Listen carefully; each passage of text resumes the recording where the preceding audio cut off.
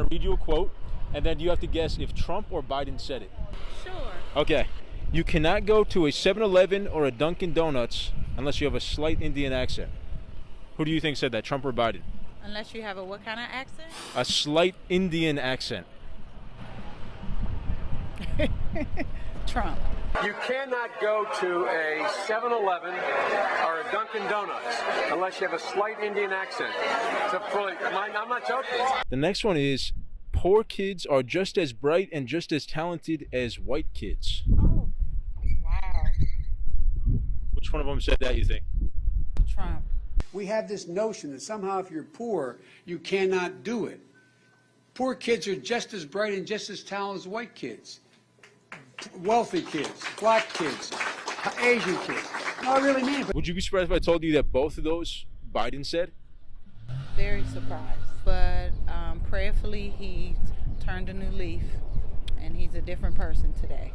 Did you hear the quote that he said more recently during an interview where he said, if you don't vote for me, you ain't black? Quote, you ain't black. What? No. Where was that interview aired? I believe it was The Breakfast Club. Charlemagne? I think so. We got more questions. You got more questions, but I tell you, if you have a problem figuring out whether you're for me or Trump, then you ain't black. It don't have nothing to do with Trump. It has to do with the fact I want something for my community. I would love to see. Take a look at my record, man. Do you have any thoughts about that? It's really unfortunate if that is factual and he did say that. Very unfortunate, and I'm at a loss for words. I've never heard those type of negative comments coming from him or his administration.